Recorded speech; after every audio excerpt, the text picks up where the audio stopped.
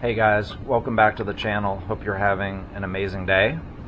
Behind me, we have a 2019 Cadillac Xt5 Premium Luxury Edition.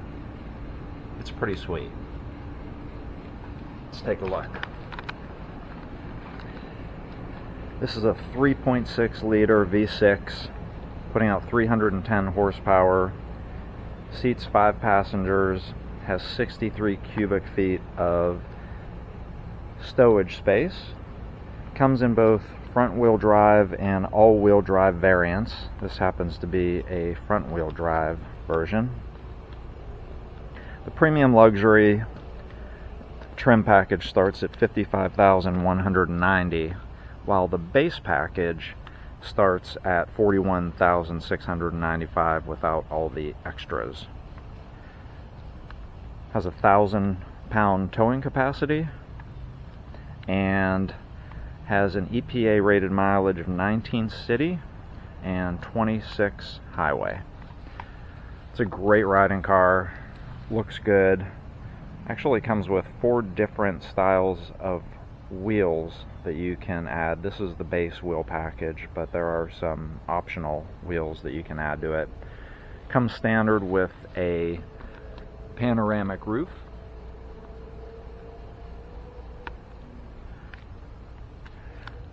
XM radio, and I'll go into the stereo once we get inside the vehicle. Let's go ahead and take a look at trunk space. 2 hours later. Got it. So I really like that it has this tonneau cover. I drove this car on a business trip and it was very comfortable. You can see this tow package here to keep things from, if you have the seats folded, from rocketing into the front of the passenger compartment.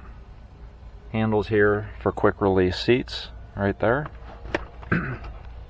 And folding headrests for better visibility out the rear. Also do a nice job with the trim here. Looks nice. And the cargo hooks here and here, as well as a 12-volt power source. LED lights in the rear as well, and power liftgate, as you noted on the opening.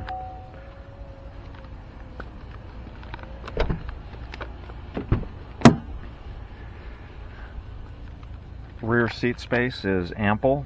The seat is adjusted for me here, which is for a guy that's about 5'11", so plenty of rear seat space.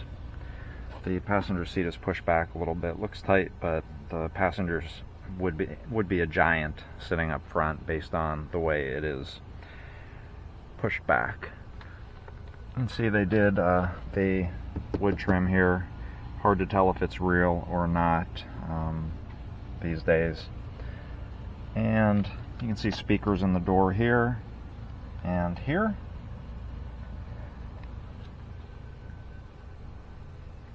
Let's go ahead and take a look at the front seat.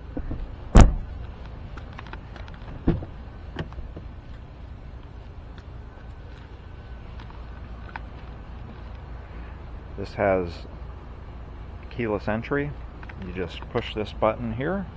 It locks and unlocks the door depending on exiting or entering.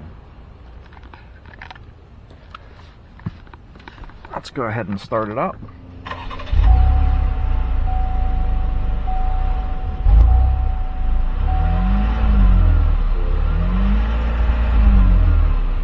Here is the Cadillac Xt5 3.6 liter V6 with variable valve timing.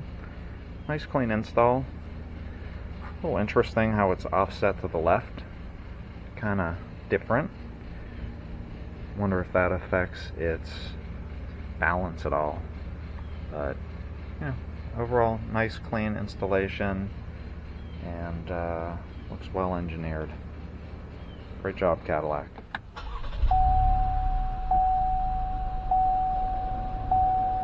Really nice gauge cluster. Very well done center stack. climate controls are in easy access. Ventilated seats, heated seats, rear defroster, of course, who doesn't have that?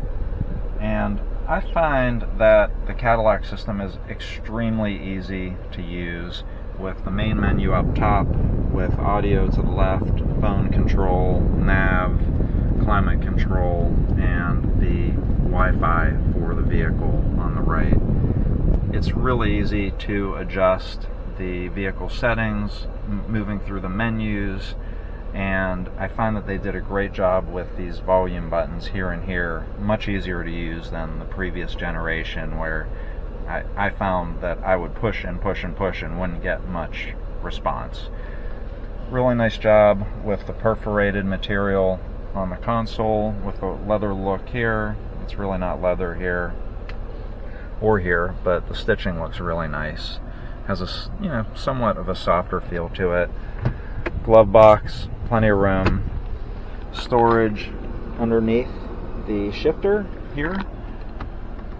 And then cup holders here. Storage here. Storage in here with a couple of USB ports. And a induction charger right here. So you just stick your phone right in here and it charges. Works very well. I used it. As far as different driving modes, you have Touring, Sport, and Snow and Ice. I used the Touring and the Sport. Both work very well. The car, as far as gas mileage, is 19 city, 26 highway. You can move all the way on up to the Platinum Edition. That will cost you $66,890. I'm going to go and show you what the LED lights look like. You can see how the light package runs from the top of the fender all the way down to the bumper cover. Makes it one cohesive look. Really a nice looking front end of a car. Like the grille, the chrome looks well done, it looks modern, and so does the black plastic at the bottom. It's really for airflow. The car also has automatic wipers and power folding automatic mirrors as well. Alright, well, let's take it for a ride. So I spent about 6 hours driving this car, roughly 180, 200 miles each way, and I gotta say, it was extremely comfortable. The ventilated seats on. It's really hot in South Florida right now this time of the year. August is just miserable, and I really enjoyed the vehicle. It handles well. It really floats across the road, but it's not floaty like an old Lincoln Continental or town car. It's just extremely smooth. It handles well going on to and off of the interstate. It handled the turns very well. Stereo is great. It's a 14 speaker Bose studio surround sound system with active noise cancellation too. And not that I can notice what the active noise cancellation is doing, but what I can say is it's extremely quiet in the cabin. So with that said, let's go ahead and take a quick ride and show you what this thing is like. So to put the car into reverse, this is a little weird, I do have to say. So you have to push this button on the left, push this forward into neutral, and then to the left. And then you can put it in park. You press the P button and then push on the parking brake. I really like this parking brake because you push it on to turn it on or to engage it, and you push it again to disengage it. Very straightforward. Backup camera is extremely clear, and it does have the parking aids, 360 degrees, and also has cross traffic assist. This particular model has the lane keep assist, so it'll actually guide you back into the lane physically. It has collision alert, and also will notify you if you're going outside the lanes. This particular model has a heated steering wheel, which is a nice feature for the northern units. And just to show you, when we were in reverse, to put the transmission in gear, you would just pull back towards you when it's in reverse, just once. If you want to go into manual mode, you push again, puts it into M. You can see M1 up on the screen to the left of the temperature gauge. So we're going to go ahead and put it back in the drive, and we're off.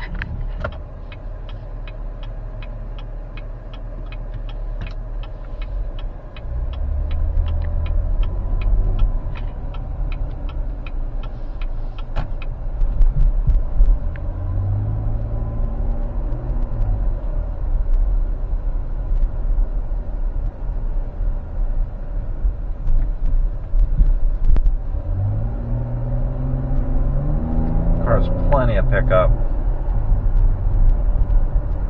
No complaints about that. Go ahead and show you the panoramic roof covering, and then we'll go ahead and open it with this button here.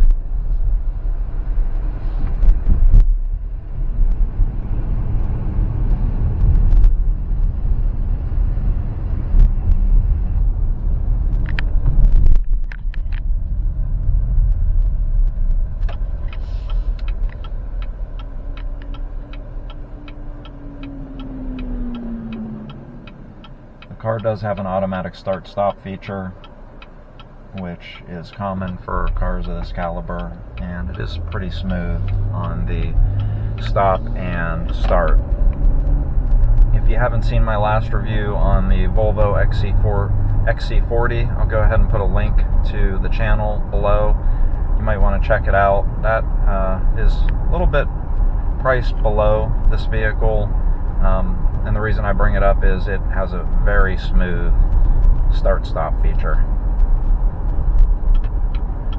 Lane changes are really effortless with this vehicle. It feels very solid.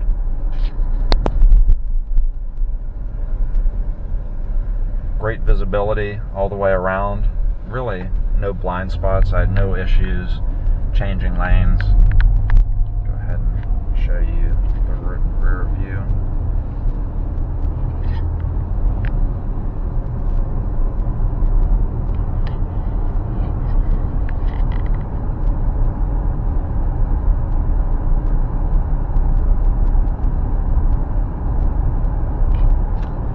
Like these little side windows right behind the A-pillar.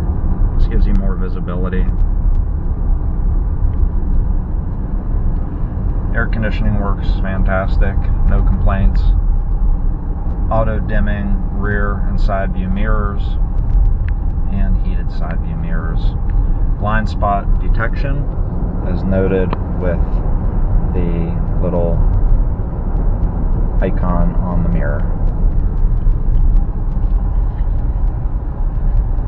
Cadillac has really stepped up its game in the past 5 to 10 years. Really impressed with the product. I've driven just about everything that they've put out, the Xt5, the ATS, the XTS, and have been really impressed with what I've driven, including the Escalade, but that's in a whole other class.